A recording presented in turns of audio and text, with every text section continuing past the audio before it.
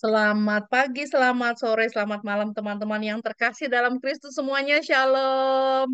Selamat berjumpa kembali Shalom. bersama-sama dengan kami dari PDK Maria Bunda Allah. Senang sekali pada hari ini kita bisa berkumpul kembali untuk bersama-sama belajar kembali tentang iman dan kasih Tuhan kepada kita semua. Di tengah dunia yang dalam keadaan yang tidak baik-baik saja, kita percaya kasih Tuhan selalu cukup buat kita semua.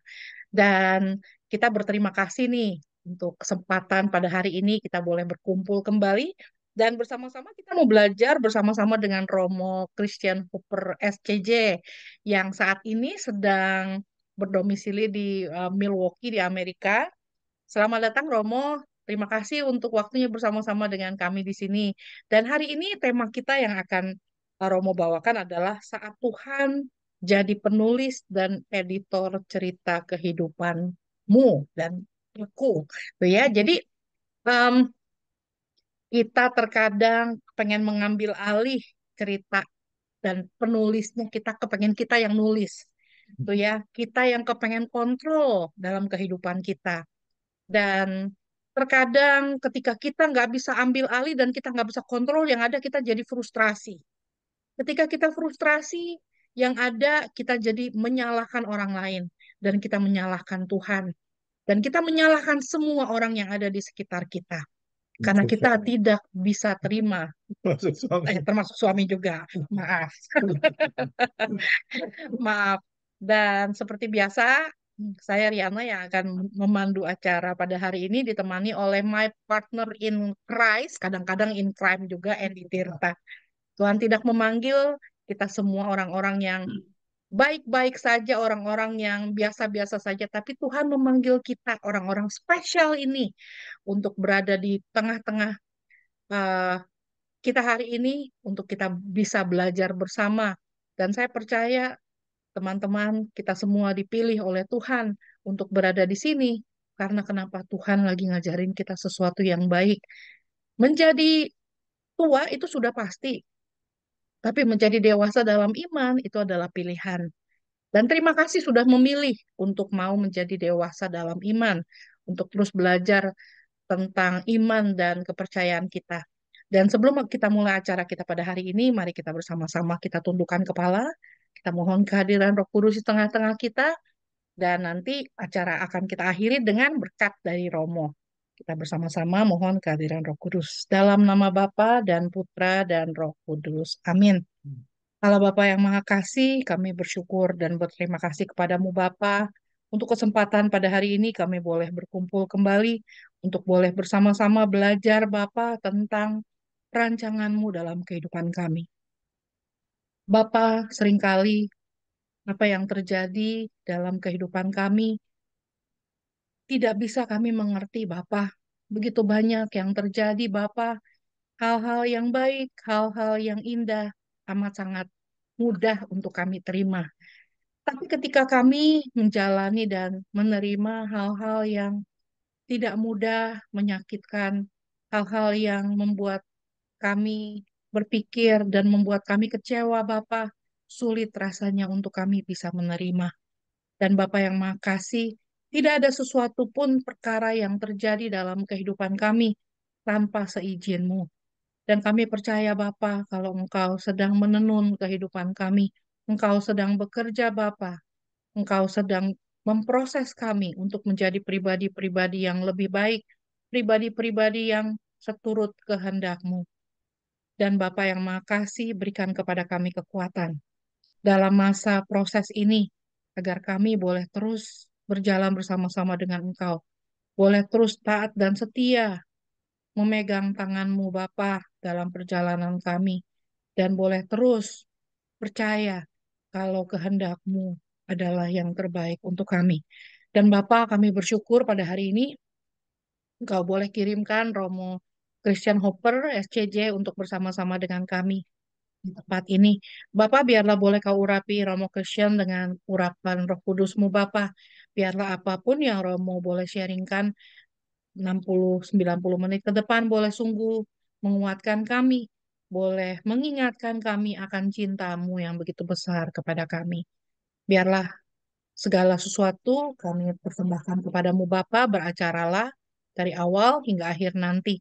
Dan kami persembahkan doa kami ke dalam tangan kasih-Mu dengan perantaran Yesus Kristus, Putramu yang tunggal, Tuhan dan pengantara kami. Amin.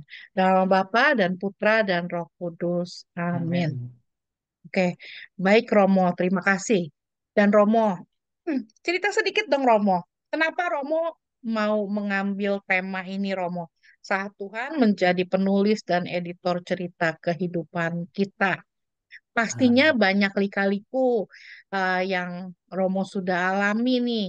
Biarpun baru setahun di Amerika, ya ditugaskan begitu jauh dari Indonesia, baru belum lama jadi Romo dan masih muda sekali, pasti banyak cerita yang Romo bisa sharingkan. Silakan Romo, terima kasih. memperkenalkan diri dulu Romo. Oke, terima kasih Bu Riana dan Pak Endi atas kesempatannya, juga kepada kelompok doa ini, kelompok persekutuan ini yang memberikan kesempatan kepada saya untuk boleh hadir dalam pertemuan online ini. Ya, perkenalan singkat, nama saya Romo Christian Hopper, S. Pakpahan SCJ, atau orang sering mengenalnya Imam-Imam Hati Kudus Yesus atau Priest of the Sacred Heart di Amerika. Saya biasa atau dikenal dengan Romo Hopper, HOPER, yang artinya pembawa harapan atau orang yang membawa harapan. Semoga. Jadi ya, namanya itu Christian Hopper, orang Kristiani yang berharap atau orang Kristiani yang membawa harapan. Semoga saya bisa seturut dengan nama saya. Eh, saya lahir dan besar di Jambi. Saya asalnya dari Jambi. Lalu saya ditahbiskan pada tanggal 31 Agustus 2023. Jadi 2 hari lagi saya genap 2 tahun menjadi seorang imam.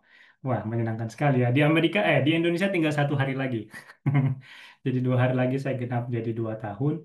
Dan saya anak keempat dari 5 bersaudara. Kami semua laki-laki, yang paling cantik di rumah mama saya. Jadi apapun yang dikatakan seorang ibu di rumah itu tiba-tiba semua laki-laki di rumah itu tunduk kepalanya. Mama berkuasa dan paling cantik di rumah saat itu ya. Itu perkenalan singkat. Lalu saya pada saat ini sedang berada di Amerika, tepatnya di Milwaukee, state-nya Wisconsin, sedang mengemban tugas dari pimpinan saya. Tugasnya apa? Justru ini yang mau saya bagikan kepada saudara-saudari melalui sharing dan cerita pada malam hari ini. Tadi di awal, Ibu Riana itu tanya, mau menyiapkan slide atau apa? Tidak, karena memang cerita ini benar-benar pure dari pengalaman pribadi yang saya alami kurang lebih setahun ini gitu ya, tinggal di Amerika. Dan oleh karenanya kenapa saya mengambil tema eh, saat Tuhan jadi penulis dan editor cerita kehidupan. Itulah yang kira-kira menjadi kesimpulan dari perjalanan hidup saya setahun berada di Amerika. Jadi Bapak Ibu, saudara-saudari sekalian, waktu saya ditahbiskan 2 tahun yang lalu, itu saya masih berusia 27 tahun. Dan surat yang saya terima dari pimpinan saya itu habis-habisan, silakan persiapan diri untuk pergi ke Amerika studi lanjut. Wah, sebagai orang yang baru ditahbiskan itu gimana gitu ya? Wah, belajar lagi. Baru selesai belajar. Belum juga menikmati bulan madu imamnya gitu kan, sudah disuruh belajar lagi. Aduh, oke lah. Di awal sudah oke. Apapun yang pimpinan katakan saya coba terima dengan baik. Jadi selama kurang lebih setahun waktu itu saya sempat tinggal di Jakarta, mempersiapkan diri untuk studi ke Amerika, visa dan lain-lain. 1 tahun di Jakarta bukan bukan hal yang mudah bagi saya karena saya cuma tinggal di Biara. Jadi ketika orang bertanya, Roma habis ditabiskan tugas di mana? Saya tugasnya freelance, imam freelance di Jakarta. Mungkin Bapak Ibu belum pernah dengar imam freelance. Ya, saya kira-kira seperti itulah. Imam freelance yang tugasnya pindah-pindah gitu ya. Ke sana kemari dipanggil ke sana jadi kayak pria panggilan juga gitu ya. Romo panggilan. Kalau kalau di Jakarta kan ada Gokar, Gojek. Nah, ini ada GoPris. Kapanpun dipanggil, misa. Setelah kurang lebih setahun, akhirnya saya datanglah ke Amerika. Semangat membara waktu itu yang saya bawa. Semangat membara, rasa syukur yang mendalam.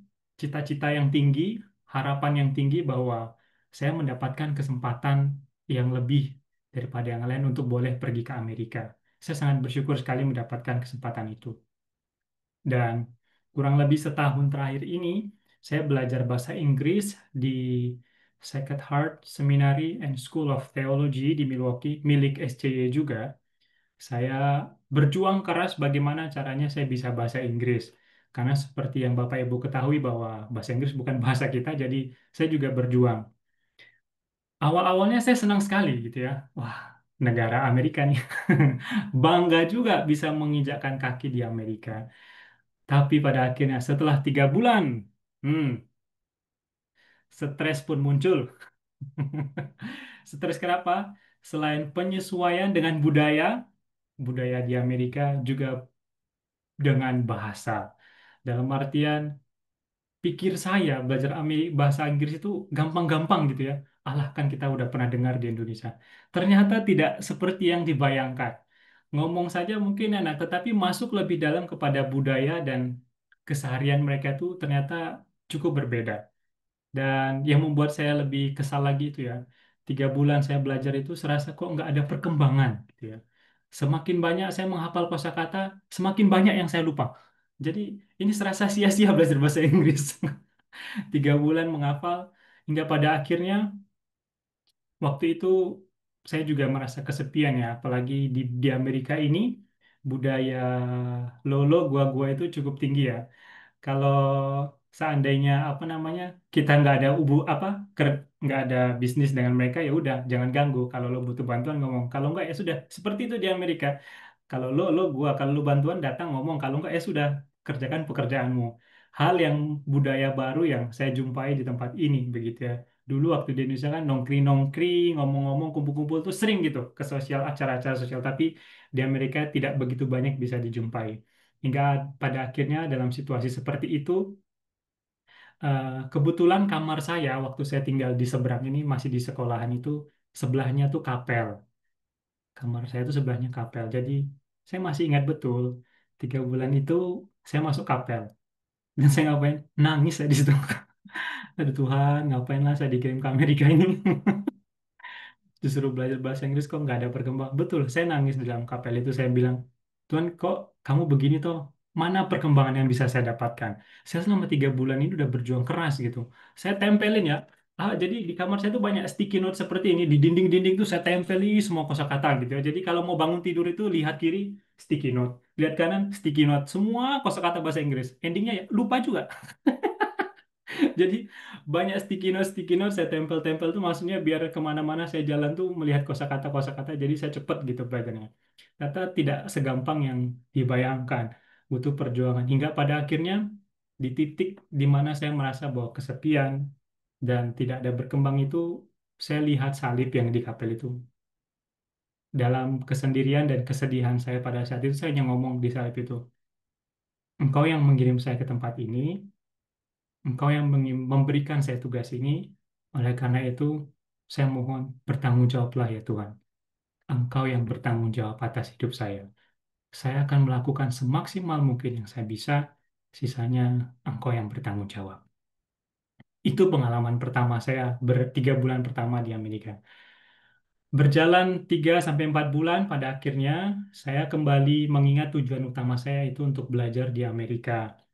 Jadi sambil belajar bahasa Inggris, saya juga mulai sambil mendaftarkan diri di kampus-kampus yang sudah ditawarkan di Amerika ini oleh SCY Amerika. Jadi ada beberapa kampus, waktu itu tujuan utamanya adalah belajar tentang psikologi klinis atau klinikal psikologi. Jadi saya datang ke Amerika tujuannya untuk mengambil program master dan doktoral di bidang psikologi klinis.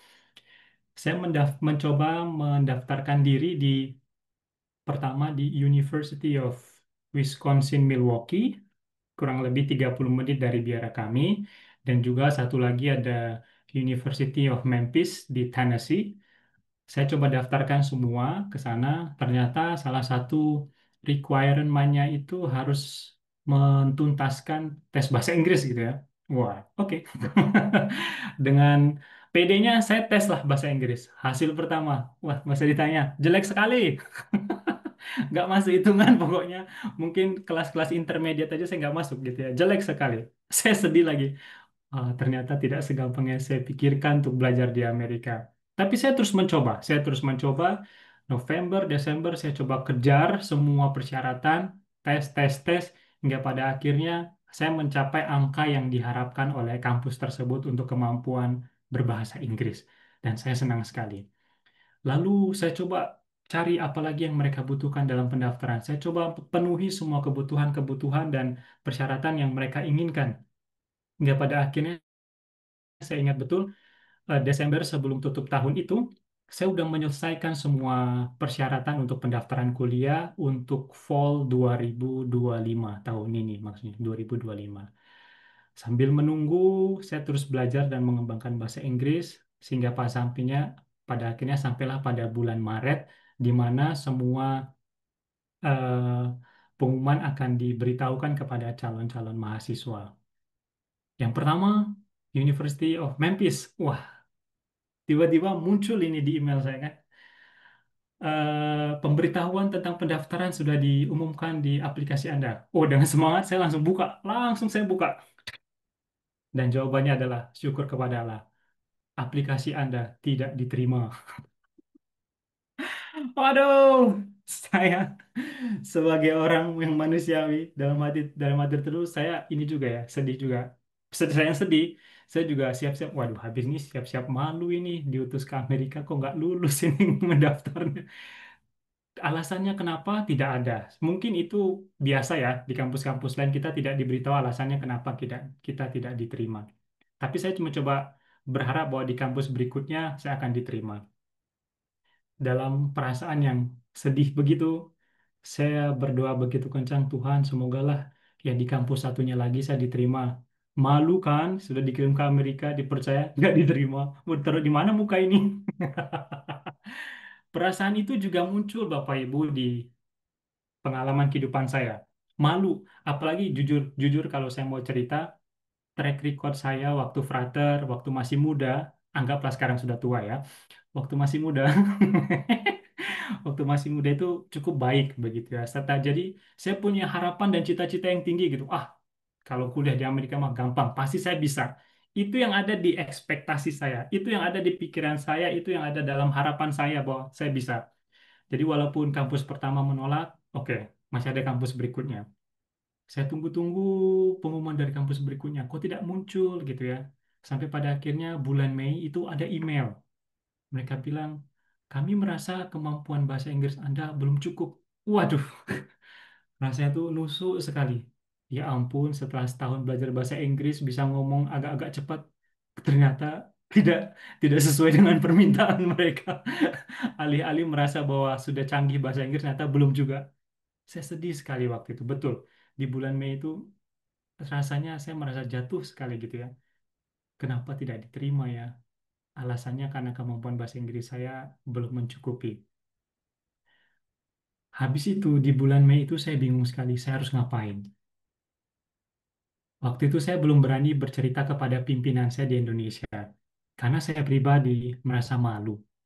Malunya kenapa mereka begitu percaya kepada saya, mereka begitu berharap kepada saya, masa saya membawa cerita yang tidak mengenakan buat mereka. Dan saya ingat betul, waktu itu kan sudah mulai masuk musim panas ya. Beberapa konfrater itu romo-romo sekitar saya dan Budor, itu sering berkomentar begini dalam seminggu. Kenapa wajahmu kelihatan tidak berseri-seri lagi gitu? Kenapa wajahmu kok seperti orang sakit gitu ya? Saya tidak langsung berani bercerita kepada mereka tentang keadaan saya. Alih-alih bercerita, saya sering pergi keluar rumah, keluar biara. Kebetulan 2 kilo, sekitar 2 kilo, 2 mile, ya 1 mile lah. 1 mile dari tempat kami itu ada sebuah taman dan disitulah tangisan saya semakin banyak. Di taman itu saya sering maraton di sore hari. Dalam kesempatan berlari pagi itulah, berlari pagi, berlari sore hari itulah saya membuat banyak refleksi tentang kehidupan saya. Dan acap kali saya menangis. Memang waktu berlari itu saya sambil mendengarkan musik-musik lagu rohani gitu ya. Sebenarnya agak-agak stres juga mendengar hasil, aduh nggak diterima di dua kampus ini gimana ini, saya harus ngapain. Dan di dalam kesendirian saya saat berlari itu, saya menjumpai anugerah-anugerah Allah yang begitu indah. Pertama, dari taman itu saya melihat ada bunga-bunga cantik yang tumbuh begitu ya. Taman kembali hijau yang menemani saya ketika saya benar-benar mengalami jatuh sekali. Dulu saya punya cerita menarik dan bagus tentang kehidupan saya, tentang prestasi saya, tetapi di Amerika saya bukan siapa-siapa. Dan dalam perjalanan ketika saya maraton itulah saya menemukan bahwa mungkin di antara kita, paling tidak saya pribadi, kita sering merasa sempurna. Kita sering merasa bahwa bisa kok itu saya lakukan. Orang saya pintar, saya punya pengalaman, saya punya cukup uang, saya ganteng, saya cantik, hidung saya mancung ke dalam, dan lain sebagainya yang sering menjadi kebanggaan bagi diri kita. Atau paling tidak saya sering mengalami yang namanya kesuksesan dalam hidup. Namun, ketika berada di titik saya jatuh, saya merasa begitu cukup marah dengan Tuhan. Saya hanya bertanya, Tuhan, kamu mau mempermalukan saya ya? Kamu ngutus saya ke sini, tetapi kenapa saya tidak bisa diterima di kampus-kampus yang diharapkan? Saya betul-betul marah ketika di taman itu, sambil lari gitu ya. Daripada saya nonjok-nonjok dinding kan, saya lari-lari saja, sambil ngurangi lemak juga sih. Maaf yang punya lemak tersinggung, sorry, bukan maksudnya itu, tapi sambil lari-lari, disitulah saya menemukan bahwa saya itu juga manusia lemah. Bakat, hal-hal fisik, kemampuan-kemampuan luar biasa yang kita miliki, yang mungkin sering kita ekspektasikan memampukan kita, itu ada saatnya tidak berguna. Dan dalam kesempatan berlari itulah saya belajar yang namanya rendah hati. Bahwa akan ada momen di mana mungkin kamu akan terjatuh. Akan ada momen di mana yang selama ini kita banggakan itu tidak berguna lagi. Akan ada momen di mana apa yang engkau harapkan, apa yang engkau dambakan setinggi-tingginya, seperti yang saya bawa ketika saya datang ke Amerika, mungkin tidak sesuai ekspektasimu. Dan dalam momen inilah saya menemukan bagaimana ketika saya punya ekspektasi yang tinggi, harapan yang tinggi, cita-cita yang tinggi, tetapi Tuhan ingin membuat cerita lain dalam kehidupan saya. Namun saya bersyukur memiliki pengalaman di mana saya terjatuh, jatuh sejatuh-jatuhnya dan merasa malu. Dari situ saya belajar rendah hati bahwa ya, saya selama ini terlalu membanggakan kemampuan saya. Saya selama ini terlalu membanggakan talenta saya, sehingga saya lupa bahwa siapa yang menganugerahkan itu kepada saya. Dan dalam titik yang jatuh itulah, saya pada akhirnya meminta maaf kepada Tuhan. Tuhan, mohon maaf karena selama ini saya terlalu sombong dengan diri saya. Saya berpikir bahwa dengan apa yang saya miliki, saya mampu menggapai semua yang saya inginkan. Tetapi ketika engkau menjadi penulis dan editor dalam kehidupan saya tidak ada apa-apanya. Dan dari pengalaman ini saya betul-betul belajar untuk semakin dewasa dan rendah hati, juga terbuka dengan apa yang Tuhan kehendaki dan harapkan dalam kehidupan kita, bukan dengan sesuai apa yang ingin saya cita-citakan setinggi-tingginya. Dan dari situ saya belajar untuk mulai dari saat ini sebagai seorang imam, saya belajar untuk mengerti setiap detik apa yang sebenarnya Tuhan harapkan dan inginkan dalam hidup saya. Dan dari situ, jujur, saya cukup berubah dalam memandang banyak hal. Saya berubah dalam mengerti banyak hal, dan saya berubah dalam menjalani kehidupan saya sebagai seorang imam yang ya bisa dikatakan masih bayi ya, masih merangkak gitu, masih muda, masih kinyis-kinyis, khotbah pun kadang-kadang masih salah gitu ya.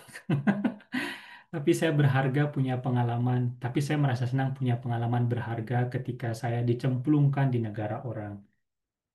Lalu Bapak Ibu setelah itu di bulan Juni, saya ingat betul, pihak dari universitas kedua itu mengirim email kepada saya. Hey, apakah kamu masih ingin melanjutkan aplikasimu? Kamu masih mau kuliah nggak di tempat kami? Saya jawab, oh, saya kira kalian sudah menolak aplikasi saya. Tidak, kami masih memberikan kesempatan dan menunggu apakah kamu mau memberikan hasil tes bahasa Inggrismu yang kedua. Begitu ya. Terus pada akhirnya saya kirimlah hasil tes bahasa Inggris saya yang kedua. Saya tunggu lama sekali, begitu ya. Belum juga ada jawaban. Akhirnya saya mencoba untuk mendaftar kuliah mulai dari S1. karena karena saya mau kuliah clinical psychology, banyak apa romo-romo di sini memberikan saran bahwa coba kamu mulai dari S1 karena backgroundmu kan bukan psikolog, kamu kan backgroundnya teolog dan filsuf. Oke, jadi saya coba tes S1 gitu ya. Eh, nggak nggak nggak cukup panjang, seminggu tuh langsung diterima begitu ya. Wah, saya semangat ini apa api semangat sudah mulai muncul ya, api semangat sudah muncul. Wah, mungkin ini jalannya yang Tuhan inginkan, yaitu saya harus mulai dari nol, dari S1 untuk belajar menjadi seorang psikolog. Sudah diterima, saya dengan semangat mengikuti persyaratan-persyaratan berikutnya. Saya daftar ulang, saya isi formulir ulang, saya kirim dokumen-dokumen yang mereka butuhkan. Semua sudah siap. Di bulan Juli itu semua hal yang mereka butuhkan, persyaratan-persyaratan, paspor, ijazah-ijazah sudah saya kirim, sudah siap dan Agustus sudah mau kuliah, gitu ya. Jadi saya sudah semangat. Beberapa saudara-saudari di Amerika udah tahu bahwa Agustus saya akan pindah ke Mississippi pada saat itu. Jadi saya betul-betul udah semangat.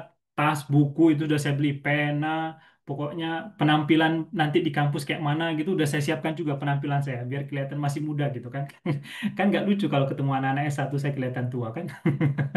Jadi saya udah merancang semuanya gitu. Pokoknya saya harus semangat walaupun waktu itu saya jatuh, tidak keterima tapi Tuhan berikan saya kesempatan mulai dari S1. Saya siapkan semua sebaik-baiknya. Saya udah semangat, bahasa Inggris sudah mulai baik. Pokoknya saya akan belajar sebaik-baiknya mengejar cita-cita saya. Datanglah bulan Agustus. Wah, ternyata Tuhan itu unik menurut saya. Bulan Agustus, persis di awal Agustus kemarin, ketika saya udah siap mau pindah ke Mississippi, pimpinan-pimpinan baik Indonesia dan Amerika itu mengirim pesan kepada saya. Mungkin studinya di cancel dulu ya. Ah, sudah semangat, mau belajar, mau kuliah. Lah kenapa? Sepertinya gereja di Amerika sedang membutuhkan tenaga. Jadi kami meminta Romo Hopper untuk membantu pelayanan di Amerika terlebih dahulu. Membantu pelayanan di Amerika. Nanti kalau sudah beberapa tahun merasa nyaman dan lain-lain, bisa dilanjutkan dengan studi. Hati saya itu ya, yang udah siap-siap mau belajar, langsung. Terus saya masuk kapel lagi. Tuhan, lo nih maunya apa tuh Tuhan? Saya tuh udah semangat mau belajar. Saya udah siapkan semua buku, peralatan, dan lain-lain, pembelajaran, buku-buku sudah saya beli. Lu minta saya kerja dulu. Aduh, sia-sia sekali aplikasi saya yang sudah diterima kemarin, walaupun harus ulang dari S1. Aduh. Terus saya bilang sama pimpinan saya, beri saya waktu 1 minggu untuk memutuskan hal ini. Setelah 1 minggu, saya itu punya tempat langganan untuk berdoa ya, namanya di Holy Hill, di Wisconsin, Milwaukee itu ada satu tempat doa kontemplatif namanya Holy Hill, tempatnya bagus sekali untuk berdiam diri. Saya berdoa di sana, Tuhan apa yang saya harus putuskan? Apa yang Engkau inginkan? Lu maunya apa? Gitu ya. Saya mau bertanya, Tuhan tuh sebenarnya maunya apa tuh? Engkau suruh aku datang ke sini, belajar, studi, tapi tiba-tiba ketika saya udah semangat, saya dapatkan kesempatan, engkau putus di tengah jalan, engkau kerja dulu di ladang di Amerika. Hingga pada akhirnya, oke, saya akan bekerja terlebih dahulu. Jadi semua hal yang sudah saya persiapkan untuk studi, itu saya endapkan. Saya turunkan semangatnya dan semangat kedua yang saya munculkan adalah, oke, saya akan melayani di Amerika. Sebetulnya waktu itu, sekedar info, saya mendapatkan undangan dari Amerika untuk menjadi pelayan di gereja gereja Katolik di Amerika. Jadi SCY Amerika memberikan saya undangan untuk melayani di Amerika. Jarang-jarang memang orang mendapatkan undangan seperti ini. Jadi Berdasarkan keputusan dan rapat pertimbangan sana-sana, sana kemari, akhirnya kami memutuskan saya menerima undangan untuk pelayanan tersebut. Jadi status saya sekarang di Amerika adalah misionaris, bukan student lagi, misionaris yang bekerja di Amerika. Nah, saya kira itu cerita Tuhan udah selesai. Ternyata belum. Bapak Ibu, yang paling uniknya adalah persis 1 minggu setelah saya menjawab undangan itu dan saya menerima tawaran untuk pelayanan di Amerika, muncullah surat dari kampus yang kedua mengatakan bahwa selamat, Anda diterima dalam program S2 Clinical Psychology di Amerika Universitas Wisconsin Milwaukee. Aduh, habis itu saya stres. Saya betul stres. Ya ampun, ini kesempatan yang luar biasa. Saya dapat kesempatan studi, diterima langsung di program master. Ini saya harus ngapa lagi nih? Aduh, saya udah jawab iya untuk bekerja di Amerika, tetapi ini tiba-tiba ada jawaban dari kampus. Aduh, saya betul waktu itu tidak bisa berpikir secara jernih. Dalam artian, ini saya harus ngapain nih Tuhan, ini sebenarnya maunya apa tuh? Kok engkau mempermainkan perasaan saya gitu ya.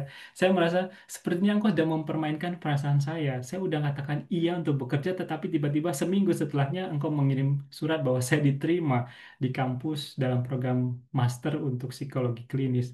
Ini seharusnya. Jadi persis 1 minggu Agustus yang lalu, minggu awal Agustus yang lalu itu, saya bingung saya ngambil keputusan apa. Ya pada akhirnya saya berdoa lagi, Tuhan, sulit untuk mengenal dan mengerti kehendak-Mu. Alih-alih saya sudah menyusun rencana ke depan, pertama untuk studi, namun Engkau rubah untuk bekerja. Pun ketika saya sudah membuat disposisi batin untuk bekerja, tiba-tiba Engkau menambah episode yang unik lagi dalam cerita kehidupan saya. Tiba-tiba Engkau memberikan saya kabar bahagia bahwa saya diterima di kampus yang saya dambakan. Sekarang saya harus apa Tuhan? Saya harus ngapain? Engkau maunya apa? Dan dalam keheningan saya itu, saya mencoba mempertimbangkan kalau saya terima iya untuk sekolah, kalau saya terima untuk bekerja, apa yang baik, apa yang tidak baik. Hingga pada akhirnya saya memutuskan, oke, saya akan bekerja terlebih dahulu. Kalau memang ini rencana Tuhan, saya percaya bahwa di depan saya masih bisa melanjutkan studi saya. Toh saya masih cukup muda untuk boleh belajar lagi di kedepannya. Dan di sisi lain, bagi saya untuk persiapan, karena sekolah di S2 yang menerima saya itu di pertengahan Agustus, saya merasa tidak punya cukup banyak waktu untuk mempersiapkan segala persyaratan. Jadi saya memutuskan untuk bekerja terlebih dahulu di Amerika. Dan sekarang setelah saya mengatakan iya, pimpinan di Amerika meminta saya untuk mempersiapkan diri lebih lagi dalam pengenalan dan pengetahuan tentang gereja Katolik di Amerika.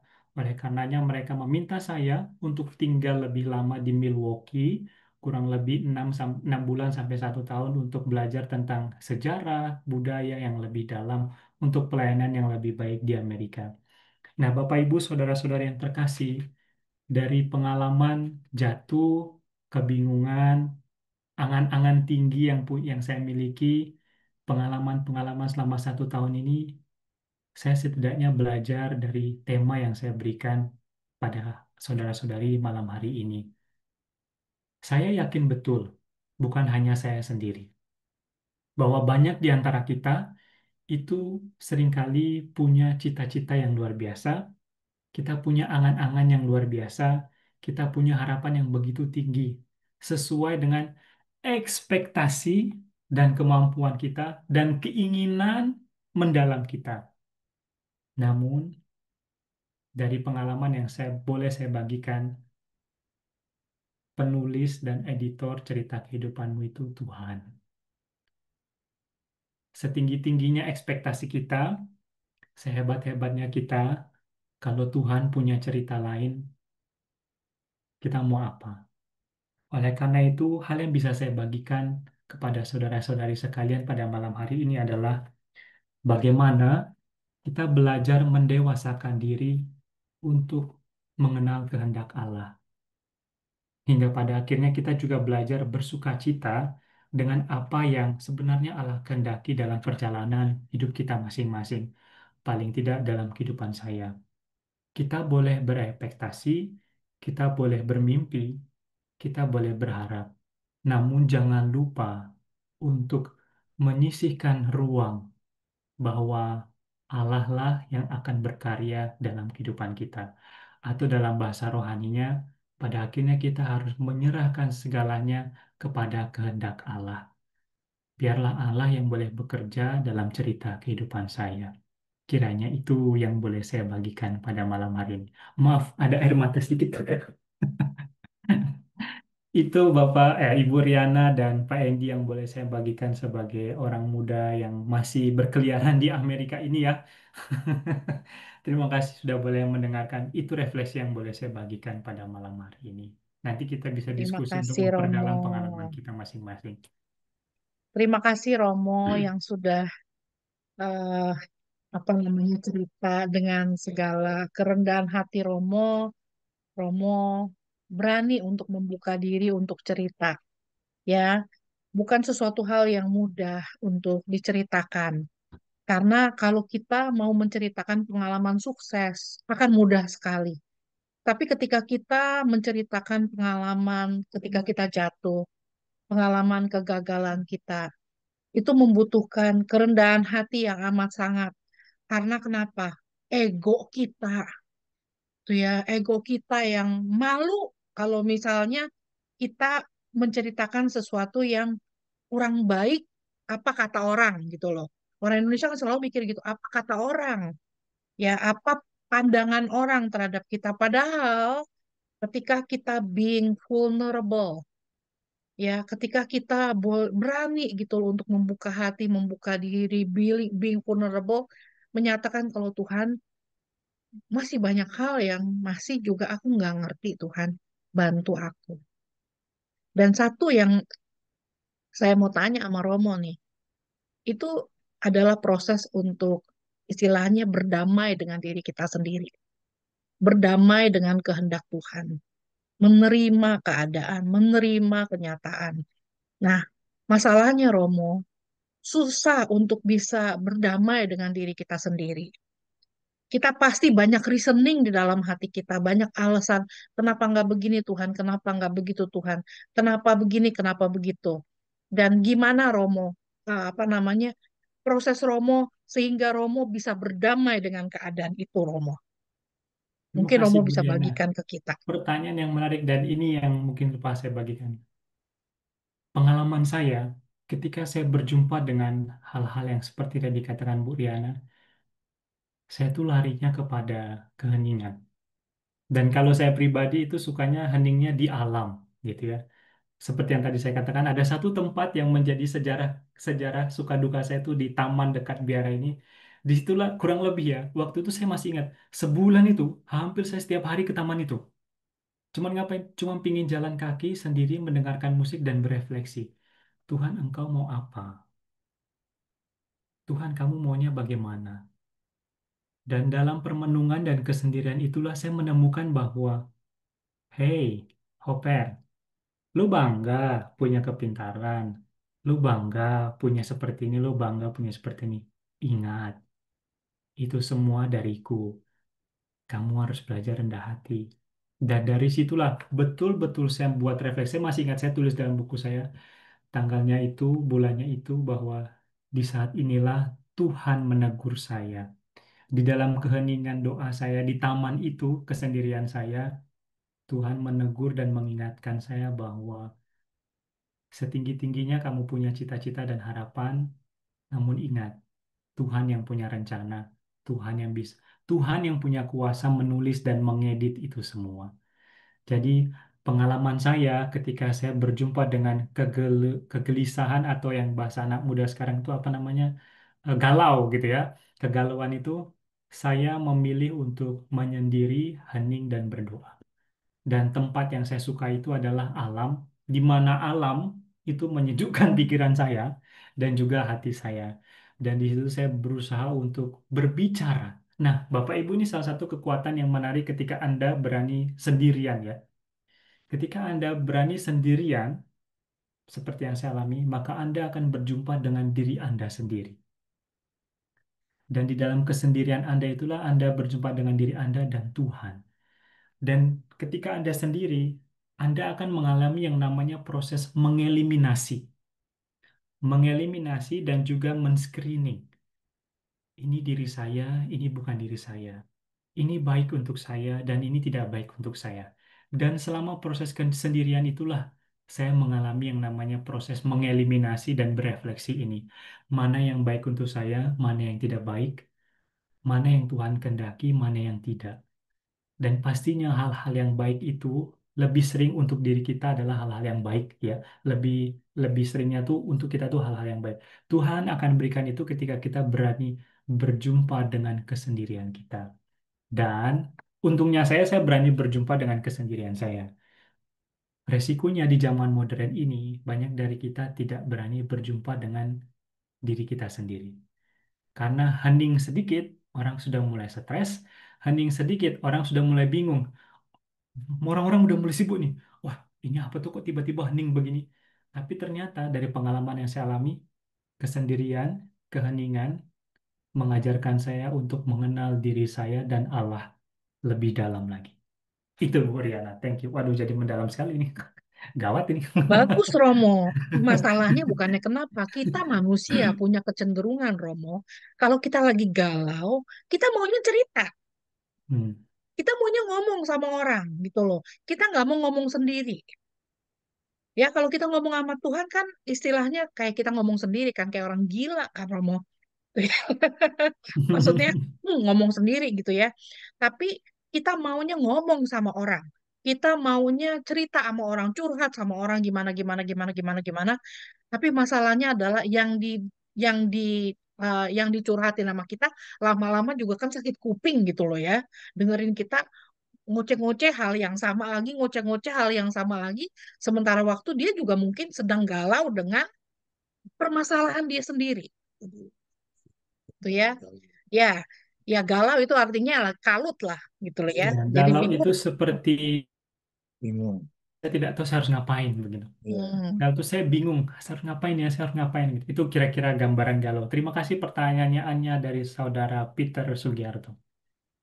Ya, jadi seperti itu Romo. Ketika kita tuh apa namanya nggak berani, kayak tadi Romo bilang nggak berani untuk bertanya pada diri sendiri, nggak berani untuk berdiam diri, tapi maunya curhat dan cerita sama orang. Itu ya. Jadi em, problematiknya adalah ketika kita ngobrol sama Tuhan, kadang-kadang kan Tuhan itu kan nggak bisa membalas apa yang kita ngomongin kan. Kalau istilahnya kan kita manusia kita maunya kita ngomong dia ngomong balik gitu loh. Kita ngomong dia ngomong balik gitu ya. Jangan kita ngomong sendiri terus Tuhannya diem gitu. Hmm. Jadi kayak mati gaya gitu loh istilahnya. Hmm. Nah, sekarang untuk orang-orang yang bawel kayak gitu Romo, apa tips dari Romo untuk menghadapi uh, untuk bisa menghadapi diri sendiri, Mo? Em, Mungkin ya seperti tadi katakan Bu Riana, kok kayaknya Tuhan nggak mendengarkan ya. Saya yakin betul. Ini mungkin bukan cuma pengalaman saya pribadi, pasti pengalaman semua orang. Ketika Anda merasa punya banyak masalah, terus kan banyak dari kita larinya ke gereja kan ya. Mulai tuh holy, doanya banyak gitu ya, rosario diperbanyak. Habis itu pada nggak sadar, mungkin banyak dari kita nggak sadar, kita keluar dari gereja saja, itu kita udah merasa lega. Saya pribadi setidaknya ketika saya datang ke gereja itu dengan banyak masalah, entah bagaimana gitu ya, ketika keluar dari gereja ada aja yang ringan. Menurut itu pengalaman pribadi saya. Ringannya bagaimana mungkin setiap di antara kita punya pengalaman berbeda. Bagi saya Tuhan itu tidak diam, guys. Tuhan itu mendengar dan dia datang tepat pada waktunya ketika engkau tidak melihatnya. Seperti salah satu lagu kan ya. Ada salah satu lagu unik yang saya dengar cukup menarik. Coba saya cari dulu liriknya. Saya agak lupa liriknya ini. Oh ini. God will make a way where there seems to be no way. We works in way we cannot see. He will make a way for me. He will be my God. Bring me closely to his side. With words they na na na na. He will make a way. He will make a way. Di lagu itu pun menariknya ditulis adalah Allah itu bekerja di mana kita tidak tahu bahwa Allah sedang bekerja dalam kehidupan kita. Dan satu persatu simpul permasalahan yang kita bawa di hadapan Allah, yang kita persembahkan dalam doa kita, dalam ekaristi kita, itu satu persatu simpulnya dibuka kok oleh Allah. Meskipun Anda bilang, enggak Romo, Tuhan itu enggak pernah menjawab doa saya. Terkutuklah Anda ya, ngomong-ngomong begitu ya. Hei, engkau tidak lihatlah engkau masih bernafas kali ini, engkau masih kuat untuk berhadapan dengan segala kesulitan yang sedang ada. Engkau tidak sendiri, bro. Saya juga, orang lain di sekitar kita juga iya. Dan itu yang kita syukuri bahwa Allah turut bekerja. Jadi bagi yang mungkin bagi sebagian dari kita yang kesulitan gitu ya. Mana sih Romo suara Allah itu? Mana sih suara Allah itu? Coba hening sejenak, berjumpa dengan dirimu dan berjumpa dengan Allah. Jangan-jangan Anda sendiri yang sedang menutup telinga dan menutup mata karena tidak berani untuk melihat karya tangan Allah yang sudah terjadi dalam kehidupan Anda. That's all. Iya, terima kasih Romo. Hmm. Ya, silakan. Saya sedikit share. Saya belakangan ini juga karena nggak kerja, jadi kebanyakan saya hampir bukan hampir tiap hari ke misa. Untungnya punya privilege di gereja kita ada itu ada adorasi. Ya adorasi saya lebih senang kayak refleksi, no? Kayak berdoa kayak refleksi gitu ya. Memang penting semua orang, saya rasa penting untuk kayak kayak Menyediakan waktu. menyediakan waktu untuk tenang gitu loh, untuk jangan berisik. Jadi cuman cuman refleksi kalau bisa gitu ya. Kalau apapun doa gitu. Kalau bisa sekedar sekedar cuman refleksi gitu loh, ya kan. Jadi kayak apa yang Romo lakukan gitu. Cuman ada saya juga suka alam, ke jalan gitu ya. Ya, saya suka juga itu begitu. Tapi kalau di pagi hari saya lebih menyediakan waktu di adorasi dan sikap saya buat saya seperti saya selalu mau seperti kayak Bunda Maria yang berserah kepada Allah Bapa gitu loh. Jadi apapun hasilnya, saya cuma selalu menyerahkan ke Tuhan. Apa yang saya hadapi ini begini, ya. Saya menyadari kalau Tuhan itu ada, tapi at the same time saya menyerahkan apapun yang Tuhan kehendaki, saya terima. Gitu loh. Saya cuma selalu bisa begitu. Tapi ya mesti perlu banyak sih, benar. Kayak Romo lakukan itu ya. Kesunyian, kesunyian terus kayak begitu, refleksi, refleksi terus. Karena dunia ini memang berisik. Apalagi yang suka ngomong-ngomong segala macam gitu ya. Orang yang terbaik yang sebenarnya yang kita mesti curhat ya selain pasangan kalau ada yang punya suami istri ya Tuhan, ya kan. Kalau memang ada spiritual father atau ada semacam spiritual guardian boleh juga, tapi kalau sana tidak ada ya at the end kita sendiri yang hanya harus bicara kepada Tuhan, istilahnya dalam bentuk keheningan gitu. Saya rasa itu penting sekali. Membiasakan untuk selalu begitu. Karena dari saya rasa kebanyakan dari kita ya nggak biasa begitu. Ya. Terima Iya, kasih Pak Endi sharingnya. Menurut saya ini boleh menjadi kekayaan rohani yang boleh dibagikan untuk saudara-saudari. Paling tidak, ketika Anda merasa bingung, punya masalah, kalau seandainya teman kanan dan kiri itu udah nggak sanggup dengarin cerita Anda, kan ada ya kadang-kadang yang udah lelah mendengar cerita kita ya. Sediakanlah 10, 20, 30 menit untuk hening, berjumpa dengan diri sendiri, dan berjumpa dengan Allah.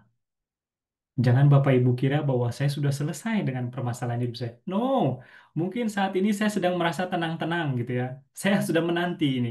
Tuhan nanti di bulan Desember, di bulan Oktober, November, lo mau kasih apa? Bisa nggak dikasih tahu sekarang? Jadi saya bisa siap-siap begitu kan.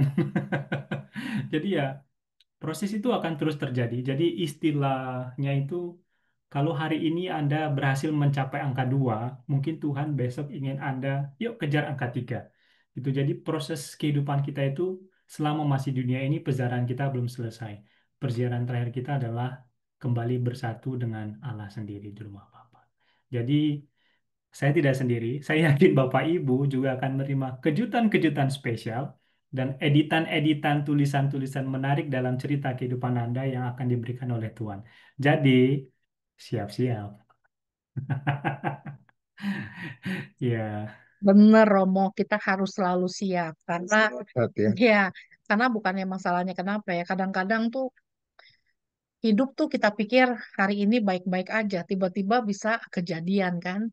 Kayak kejadian misalnya penembakan atau gimana. Ah, nggak usah jauh-jauh deh. Hari ini saya tiba-tiba nih, kita kan udah rencana kepengen pengen jalan-jalan ke Indonesia kan. Ternyata ribut-ribut di Indonesia. Kita lagi mikir, aduh gimana nih kita mau jadi pulang apa enggak nih dengan ribut-ribut kayak gini. Udah gitu terus, nah bukannya masalah ribut-ribut. Terus kemudian kantor saya punya planning lagi. Bos saya tiba-tiba ada planning. Oke, nanti Desember saya kepengen ajak orang-orang yang memang terpilih dari kantor untuk jalan-jalan ke Cancun, tuh diajak jalan-jalan ke Meksiko, terus ke satu resort di sana. Terus udah gitu, terus karena saya menerima emailnya, jadi saya tahu kalau saya termasuk di listnya dia kan. Nah problemnya adalah kan dia bilang bisa ajak pasangan dengan biaya sekian-sekian. Terus saya bilang, waduh pengeluaran lagi, saya baru mau jalan-jalan, ini mesti ada pengeluaran satu lagi tambahan. Saya bilang, waduh gimana nih? Saya sempat mikir, saya bilang, Tuhan ini berkat, tapi bisa jadi ekstra tambahan buat kita. Terus saya cuma bilang, Tuhan, terjadilah. Engkau mau apa? Akhirnya saya ngobrol sama bos saya. Terus saya bilang, ini sebenarnya eh, apa namanya jalan-jalan ini memang harus apa enggak? Dia bilang, itu hanya untuk orang-orang pilihan doang. Jadi, karena kamu menerima email, kamu adalah salah satu orang pilihan kita. Terus saya bilang, ya saya honor untuk boleh dipilih gitu ya. Tapi sebenarnya saya juga nggak mau gitu ya. Sebenarnya saya juga nggak mau gitu ya. Jadi karena nggak siap. Dan saya bilang, akhirnya saya cuma bilang, oke. Saya cuma tarik napas, saya cuma bilang, oke Tuhan. Saya mau berdamai dengan apapun yang engkau rasa baik untuk saya. Itu ya, karena saya percaya nggak akan ada sesuatu yang terjadi dalam hidup saya tanpa seizin engkau. Jadi saya mau berdamai Tuhan dengan apapun situasi yang ada. Kalau memang kejadiannya begini, baik saya terima. Tuh ya, hal yang baik loh Romo loh ya, hal yang baik loh ya. Itu pun kita bisa terima dengan maksudnya kita siap atau enggak, tuh ya. Apalagi hal yang kurang baik, kayak penyakit, kayak kena PHK, kehilangan anggota keluarga, ya. Jadi itu amat sangat membutuhkan keberanian kita untuk, oke Tuhan, aku terima. dan doa yang saya pakai mungkin boleh Bapak Ya, Ibu pakai juga ya. Ketika pada akhirnya ada perubahan dalam kehidupanmu, datang ke hadapan Tuhan, ngomonglah dengan Tuhan yang disalib. Engkau yang bertanggung jawab atas kehidupanku, so bertanggung jawablah. That's all. That's what the way we offer our life to God. Itu itu doanya sama seperti kalau saya pernah dengar Monsignor uh, Uskup Bandung, Monsignor Anton, beliau pernah bilang nggak tahu gimana dia coba cerita dia kan suka sebagai uskup kan mungkin banyak pusingnya ya gitu ya kan. Dia bilang ini umat kami ini imannya ini dari engkau semuanya saya serahkan kepada engkau jadi aku bisa tidur. Jadi dia bisa tidur nggak jadi pusing gitu loh. Serahkan kepada Tuhan. Poinnya adalah apa yang kita hadapi semuanya ya serahkan kepada Tuhan. Nah, ya Tuhan tahu yang terbaik. Hmm, ya, ke- sedikit tambahan ya. Kemarin itu kan kita baru apa namanya em, ada ada feastnya Saint Monica kan 2-3 hari yang lalu kan. ya, Iya kan? Nah, itu perayaan Santa Monica. ya itu kalau orang bilang berdoa udah bertahun-tahun ya dia itu Nah, puluhan puluhan tahun. tahun. Dan saya pernah ini cuplikan dari yang waktu Saint Augustine mau dibaptis. Ini teman film gitu ya. Cuma saya rasa perasaan Saint Monica pada saat itu juga kayak seperti itu. Lihat anaknya akhirnya dibaptis. Dia begitu kayak gimana gitu sesuatu yang Terharu. terharu. Ya. Akhirnya Tuhan jawab. Itu dan saya selalu percaya kok kekuatan doa. Makanya saya suka berdoa. Kekuatan dengan doa, tapi dengan catatan kehendaknya dan waktunya. Jadi kita kita nggak bisa bilang aku mau gini gini mau nggak bisa begitu gitu. Ya kita mesti selalu ya mungkin dari kebiasaan sih ya. Kalau kita udah biasa itu lebih lebih istilahnya lebih pasrah gitu loh. Ya. Iya, saya jadi ingat lagu Waktu Tuhan, Romo. Waktu Tuhan pasti yang terbaik, walau kadang tak mudah dimengerti. Lewati cobaan, ku tetap percaya waktu Tuhan pasti yang terbaik. Good. Dan saya bisa percaya gitu karena kita udah berapa kali alami Tuhan bantu kita gitu loh. Ya, Ini kalau saya bilang bukan satu dua kali, million. million times. Jadi istilahnya kalau saya berdoa pun juga nggak desperate istilahnya. Saya tahu Tuhan akan bantu. Saya yakin teman ya. Saya serahkan ini apa yang saya hadapi sekarang dalam bantu. Saya nggak tahu kapan bisa ini ya. Saya yakin Tuhan akan bantu. Semua waktunya kok, waktunya dan kehendaknya. Mm. Saya jangan punya positif mindset kalau Tuhan akan bantu. Kita nggak tahu kapan ya terus saya berjalan.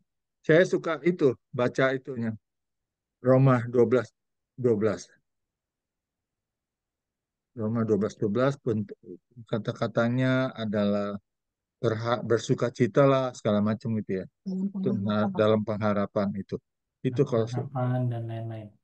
ya ya itu selalu buat saya jadi satu kalau lagi berdoa lagi kalau lagi pusing lagi desperate ya itu coba kok liatin 12. Dia dia dia suka poin-poin sesuatu tapi dia nggak siap. Iya, iya. Kan ini sekretaris. Ini Suruh Poin Ibu Mega sesuatu tapi cari dia kitab nggak suci. siap. Heeh. sekretaris. Itu loh. Jadi dia cuma bilang apa namanya? Rejoice in hope. Bersukacitalah dalam pengharapan. Bersabarlah dalam pencobaan. Teruslah berdoa, ya. Jadi ya kita terus harus berharap, terus harus bersabar dan terus harus melekat kepada Tuhan. Terima kasih Romo untuk kesempatan sharing bersama-sama dengan kami di sini. Dengan senang Saya hati. percaya kalau 1 jam ini pasti banyak yang kita dapatkan di sini, banyak berguna untuk teman-teman yang mendengarkan di sini maupun yang mendengarkan di YouTube channel PDK Maria Bunda Allah nanti. Dan sebelum kita akhiri acara kita, sebentar Romo saya mau share screen. Jadi untuk teman-teman ya yang apa namanya yang merasa terberkati dengan acara hari ini, bagi teman-teman yang terpanggil untuk memberikan persembahan kasih untuk Romo Christian Hooper dan karya pelayanan yang Tuhan percayakan untuk Romo Christian, eh, bagi yang di Amerika boleh silahkan di sel ke saya Riana di 650 580 3488. Dan untuk yang di Indonesia boleh silahkan ditransfer ke akun Marcella Mila Kartika BCA Cabang Jakarta 519 515 4039. 100% dari apa yang teman-teman persembahkan, teman-teman berikan, kita akan berikan untuk ministry Romo Hopper dimanapun Tuhan akan memakai Romo ya Romo, jadi bisa Oh, menjadi saya berkat juga tambahin untuk sedikit. banyak orang. Ya, Jadi itu nanti tidak akan diberikan ke saya. Saya akan alokasikan dananya untuk pendidikan para calon imam yang ada di Indonesia, oke. khususnya bagi adik-adik saya yang ada di sekolah stikat yang masih berproses untuk menjadi seorang imam. Jadi Oh, apa yang Bapak Ibu berikan itu akan saya persembahkan untuk mereka yang masih studi di Indonesia. Mereka sedang berjuang juga masih belajar, adik-adik frater. Sekarang kami punya sekitar 40 frater masih belajar wow, di hebat luar biasa. Yogyakarta. Itu mereka Hebat juga luar jomblo biasa. semua Bapak Ibu. Tapi jangan diganggu ya. Ya sudah pasti. Tuh, si Romo, Romo. Iya, baik. Terima kasih Romo untuk apa namanya untuk persembahan kasihnya untuk saudara-saudara para frater calon imam. Kita butuh imam banyak untuk gereja kita dan terima kasih udah boleh taat dan setia dalam panggilan. Kita akan terus mendoakan Romo dalam tugas pelayanan Romo yang baru. Ya, jangan bosen, jangan kaget, jangan apa namanya uh, kapok untuk kita panggil, untuk kita undang lagi untuk acara-acara kita yang akan datang. Baik, terima kasih teman-teman. Sebelum kita akhiri acara kita pada hari ini, bulan depan kita akan kedatangan satu tamu dari Maumere, Romo David Lemeu. Romo David uh, sedang mencari dana untuk seminarinya di sana, untuk pembangunan seminari gereja di sana. Jadi kita mengundang Romo David.